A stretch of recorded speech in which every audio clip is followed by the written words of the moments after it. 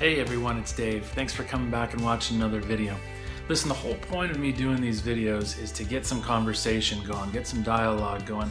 One of the things that I've learned over the years is that we're all struggling with really the same things. No matter how strange your struggles feel to you or how embarrassed you are, even ashamed you feel by your struggles, you've got to know that a lot of people are struggling with the same things.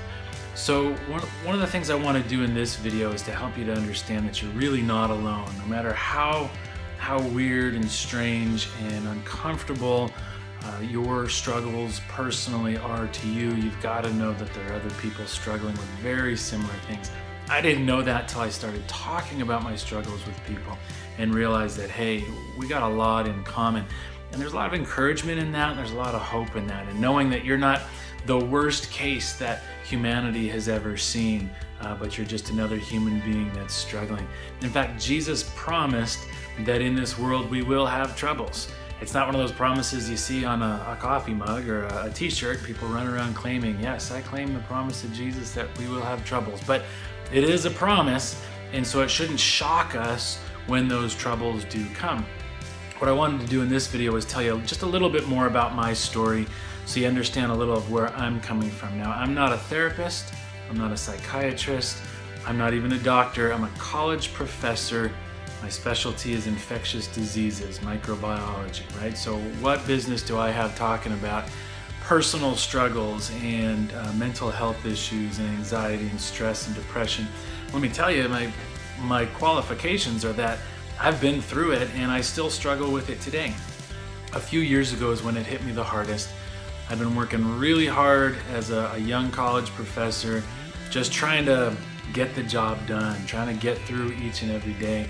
I had my blinders on, I had my head down, and I was just pushing through, and I kept telling myself, after this semester, things are gonna get better. After this year, things are bound to get better. And I just kept this pace up, kind of ignoring any sort of self-care. And I was also ignoring things like grief when close friends and family members had passed away. I was ignoring exercise. I was ignoring doing the things that recharge me, getting outdoors and hiking or getting in the wood shop and building something. And all this time, my brain was trying to tell me, slow down, you gotta come up for air. But I felt like I couldn't, like I just had to be able to do this. So I just kept pushing and pushing and pushing until finally my body broke down. Literally, it felt like I had the flu. I got really sick and I thought, well, it's gonna pass. And after a week, it didn't pass. So I went to the doctor and they ran some tests and hey, we can't find anything wrong. And so give it a little bit more time. Another week passes, things are worse, not better. Go to a specialist here, specialist there. They couldn't figure anything out. They were looking for cancer, tumors, all kinds of blood diseases. I did brain scans and abdominal scans and you name it. They just wanted to figure out what was going on, just like I did. It took 2 months before finally one of the specialists said, hey, you know what? I've seen these very same symptoms in people dealing with chronic stress. And I thought, you're kidding me? You tell me this is all in my head? You know, these are very real symptoms, very real illness. I was weak, I was tired. I ended up taking a semester off from the university to try to work on my health and figure this stuff out. And here this guy was telling me, you need to go see a psychiatrist, buddy. But what I've since learned is that our brains can literally manufacture symptoms in our bodies. We can get so stressed out and so overwhelmed that we start to feel the symptoms of things like the flu or a stomach bug or vertigo and weakness and all these things. And they're really due to anxiety.